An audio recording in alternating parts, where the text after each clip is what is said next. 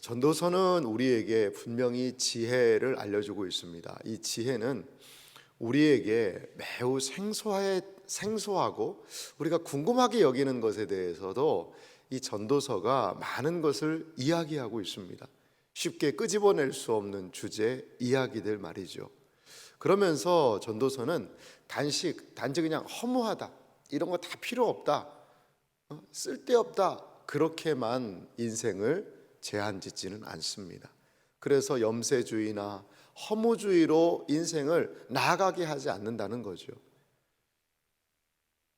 인간이 이 세상을 살아갈 때 만나게 되는 한계들이 있어요. 벽이라는 게 있죠. 그러면 그 한계 상황 앞에서 우리는 어떻게 행동해야 할까요? 그 한계 상황을 어떻게 해석하고 이해하며 감당해야 할 것인가? 전도서는 우리에게 실질적인 많은 지혜를 주고 있습니다. 오늘 11절 말씀에 보면 많은 이야기들이 있죠. 많은 이야기들 속에 보면 참 그렇다라고 인정할 수밖에 없는 이야기들이 참 많이 있는 것 같아요. 보십시오. 빠른 경주자들 선착하는 것 아니다. 용사들이라고 전쟁에 승리하는 것도 아니고, 지혜자들이라고 음식물 얻는 것도 아니고, 명철자들이라고 재물을 얻는 것도 아니고, 지식인들이라고 은총을 입는 것도 아니라는 거죠. 여러분, 똑똑하고 여러 가지 잘 할 것 같은 사람인데도 뭐가 잘 안 돼요. 안 돼요. 제가 이제 목회하면서 만난 한 분인데, 이분은 서울에 에스모 대학을 나왔더라고요. 에스모 대학을 나왔는데, 그랬는데 뭐 이분이 말씀은 참 잘 하시더라고요. 근데 보니까 동네에 그냥 그게 뭐 잘못됐다는 건 아니지만 제가 어린 마음에 좀 놀랬었습니다. 그분을 이제 만난 지가 꽤 오래됐는데 항상 만나면 무슨 이야기를 많이 해주셨어요. 근데 이분이 그렇게 학교도 나오시고 했는데, 그때 어린 나이에 제가 생각하기에 그 정도 학교 나오면 다 어떠한 사회적인 지위나 역할들을 감당하지 않을까라고 생각했는데, 그분의 삶은 그냥 조그만 구멍가게 하나 하는 그런 분이시더라고요. 조그만 구멍가게는 굳이 그런 대학까지 안 나와도, 그렇게 좋은 대학 안 나와도 할 수 있는 것 아닐까? 제가 어린 마음에 그 아저씨가 자기의 이야기를 하고 하는 것을 들으면서 그런 궁금증이 생기더라고요.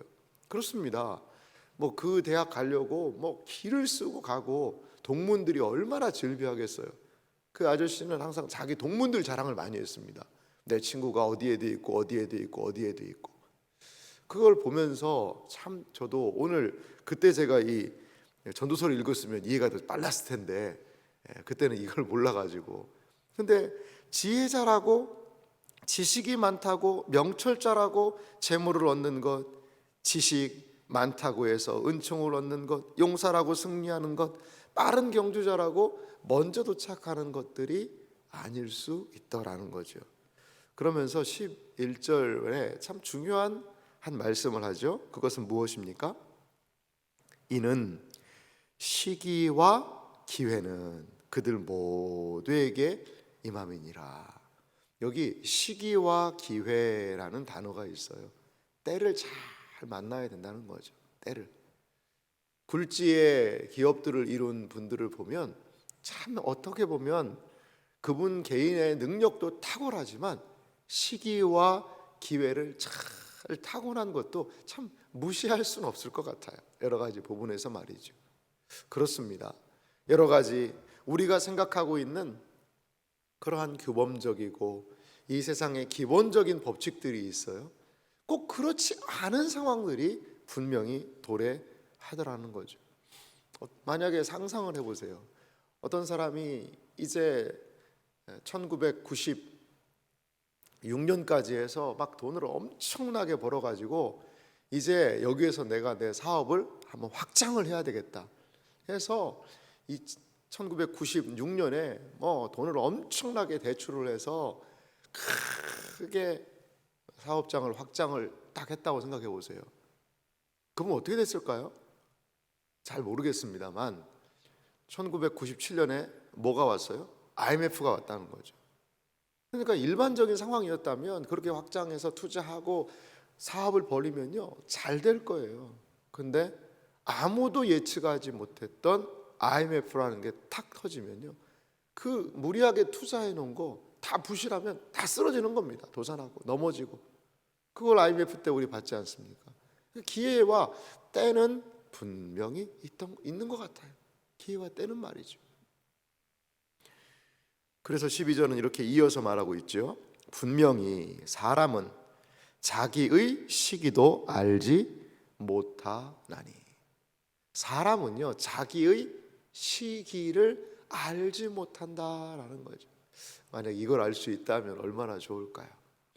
이렇게 무엇인가를 시작하고 어떠한 일들을 할 때 그 시기와 때가 딱 맞는 것을 할 수 있다면 얼마나 복이 있을까요? 그런데 때와 시기, 기한, 이 모든 것들을 우리가 알 수 없다라고 이야기해요. 그것이 바로 우리 인생사의 불확실성인 것 같아요. 그래서 12절은 계속해서 무엇도 알 수 없다, 인간에게 재앙의 날이 속히 오는 것, 그것도 알 수 없다라는 것이죠. 그러면 우리 어떻게 살아야 될까요? 있는 지혜와 있는 능력과 여러 가지를 그냥 소극적으로 가만히 그렇게 옴짝달싹 못하고 살아야 할까요? 그건 아닌 것 같아요. 우리 그리스도인의 삶의 모습은 끊임없이 때와 시기와 기한을 붙잡고 계시는, 붙들고 계시는 하나님을 의지하며 그 때를 물어야죠. 기도하면서 그걸 감당해야죠. 내가 내 스스로 무엇인가를 다 할 수 있다 라고만 생각하고 살아가는 인생의 모습이 아니라, 때와 기한은 내 손 안에 있소이다 아니라, 때와 기한이 아버지의 손에 있으니 주여 나의 삶을 도우소서, 주여 인도하여 주옵소서. 철저히 하나님의 주권을 인정하며 살자라는 거죠. 내가 아무리 빨리 달리는 경주자요, 내가 아무리 지혜가 많은 사람이요, 명철한 사람이요, 지식이 풍성하다 하더라도 주님, 나의 지식과 지혜와 능력은 아무것도 아닙니다 라고 내려놓고 고백하며 하나님께 때와 시기의 주권을 인정하며 나아가는 것, 이것이 바로 하나님을 경외하는 사람, 불확실한 세상 가운데서 확실하게 살아갈 수 있는 가장 복된 길이 아닐까, 이런 생각이 들어요. 그렇습니다. 이렇게 전도자는 우리에게 때와 시기를 붙들고 계시는 하나님 안에 우리의 인생의 진정한 길이 있음을 말해주고 있습니다. 그러면서 13절 말씀부터 보면은요, 이 지혜에 대한 이야기를 하는데요, 이것은 13절부터 18절 말씀에 보면 좀 이것은 이 세상의 저는 폐해 같아요. 폐해. 여기 한 재밌는 이야기가 있지 않습니까? 전도자가 이야기를 해요. 14절 말씀 보면요, 곧 작고 인구가 많지 아니한 어떤 성읍이 있어요. 성읍에 큰 왕이 와서 그것을 애워싸고 큰 흉벽을 쌓고 치고자 할 때에, 여러분, 작고 인구가 많지 않은 성읍이에요. 그런데 여기에 큰 왕이 아마도 대군을 이끌고 왔겠죠. 그러한 매우 위험한 상황입니다. 위기의 상황입니다. 그런데 15절 보니까요, 그 성읍 가운데에서 어떤 사람이 일어나죠? 그냥 지혜자가 아닙니다. 가난한 지혜자가 있었다는 거죠. 이 사람은 가난해요. 그러니까 이게 잠언식으로 보면 이게 조금은 좀 힘들 수 있어요. 왜냐하면 지혜가 있으면 부유할 수밖에 없다라는 것이 잠언의 규범적인 지혜잖아요. 규범적인 지혜인데 여기에는 아니 지혜가 있는데 가난해요. 그걸 두 번이나 강조하거든요. 그의 지혜로 그 성읍을 건졌습니다. 건진 그것이라. 그러나 그 가난한 자를, 가난하다가 두 번 반복되지 않습니까? 기억하는 사람이 없었도다. 여러분, 한 성을 구했습니다. 어떻게 했는지, 혼자 가서 그 무엇을 했는지, 적장과 단판을 지었는지, 그 큰 왕과 단판을 지으니까 그 큰 왕이 그 용기가 가상해서 허허허 껄껄껄 웃으면서 그냥 군대를 철수시켰는지 우리 잘 모르겠어요. 근데 이 사람이 어떤 이유 때문에? 그 지혜의 문제가 아닙니다. 무엇 때문에? 가난하다라는 그 이유 때문에 이 사람을 기억을 안 해주는 거죠. 기억을 안 해주는 거예요. 한 성을 구했어요. 많은 사람의 목숨과 생명을 구했다는 거죠. 그 작은 성읍에도 만약에 왕이 있었다면 왕보다 대단한 일을 그 사람이 지혜자가 했습니다. 근데 그 사람이 돈 많은 지혜자, 실력 있는 지혜자가 아니라 가난한 지혜자였다는 거죠. 가난한. 그러니까 그 사람을 잊어버린 거죠. 자, 16절에 그래서 이렇게 이어서 말하죠.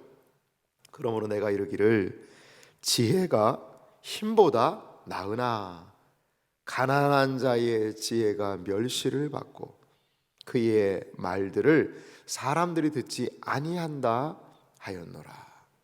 저는 이 전도자가 이 세상의 부조리한 모습을 이렇게 고발하고 있다라고 생각이 들어요. 역사적으로 보면 그 당시의 사회상이 좀 반영되고 있는 말 같기도 합니다. 지혜가요, 이 경제적인 것으로, 경제적인 그런 유무로 사람들을 평가하고, 그가 아무리 값진 것을 가지고 있다 하더라도 경제적인 상황과 모습을 가지고 평가받는 세상, 그래서 그들의 목소리가 쉽게 묻히는 세상을 오늘 성경은 우리에게 이렇게 보여주고 있다는 것이 참으로 안타까운 현실 아니겠어요? 여러분, 우리는 교회 공동체를 함께 있고 있는데요, 교회에는 많은 분들이 계세요. 경제적으로 부유한 분도 계시고 여유가 있는 분도 계시고 또 경제적으로 매우 힘들고 어려운 분도 계시고요. 근데 교회가 어떤 기준을 정해서 이 정도 경제 수준만 우리 교회는 올 수 있다. 여러분, 교회는 그런 곳이 아닙니다. 그럴 수 없습니다. 부자나 가난한 자나 나이가 든 사람이나 나이가 적은 사람이나 남자나 여자나 사회적인 지위가 높은 사람이나 낮은 사람이나 모두가 함께 할 수 있는 곳이 주의 몸된 교회 아닐까요? 세상은 그럴 수 있어요. 세상은 가난한 지혜자를 무시하고 네가 가난하기 때문에 뭐 네 지혜가 우리를 유용성이 있었다마는 너 가난하지 않냐? 그러니까 너는 인정할 수 없다 라고 세상은 그렇게 이야기할 수 있어요. 하지만 교회는 그러면 안 되죠. 교회는 가난한 자의 지혜에도, 가난한 자의 목소리에도, 연약하고 부족한 자의 목소리에도 귀 기울여야 한다라는 거죠. 이것이 바로 진정한 교회의 모습이 아닐까요? 사랑하는 성도 여러분, 전도서는 지금 이 가난한 지혜자를 이렇게 대우하는 세상, 그 작은 성읍을 어떤 측면에서는 고발하고 있습니다. 고발하고 있는 거예요. 17절부터 이어지는 말씀도 보면은요, 조용히 들리는 지혜자들의 말들이 우매한 자들을 다스리는 자들의 호령보다 나으니라. 분명히 이야기를 합니다. 가난하더라도 그가 지혜가 있다면 그 지혜를 들을 수 있어야 한다는 거죠. 여기 보십시오. 우매한 자들을 다스리는 자들의 호령. 지혜가 없어요. 그런데 다스려요. 막 호령을 합니다. 큰 소리로 이야기를 합니다.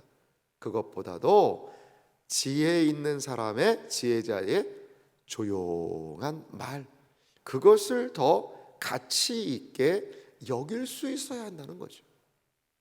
지혜를 얻으려면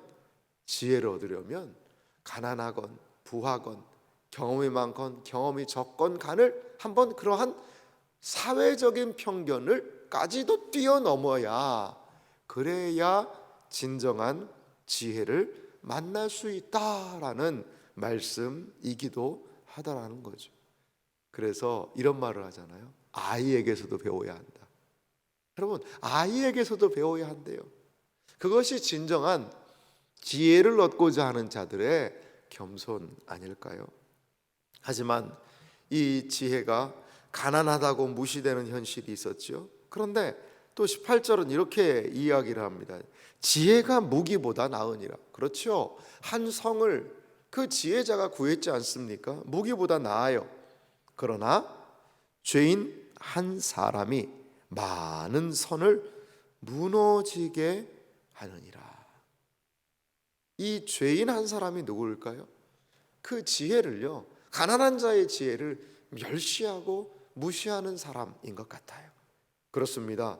죄인 한 사람이 많은 선을 무너뜨릴 수 있다는 거죠.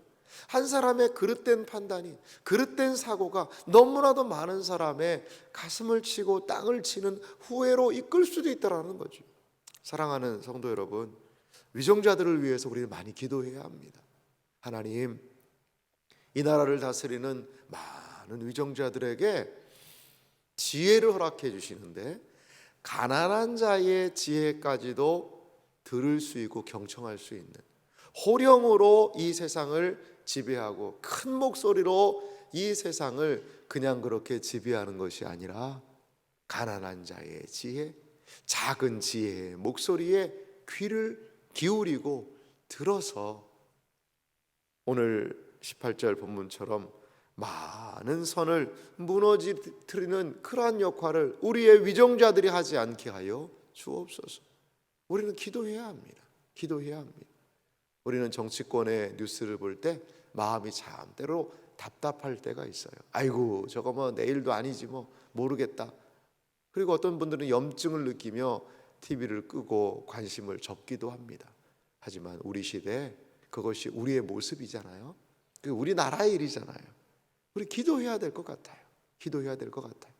대통령을 중심으로 위정자들이 정말 마음을 하나로 모으고 서로 양보하고 진짜 정치를 해서 잘 서로 타협하고 해서 많은 것들을 원만하게 잘 감당할 수 있는 힘과 지혜를 이 나라에 주시옵소서.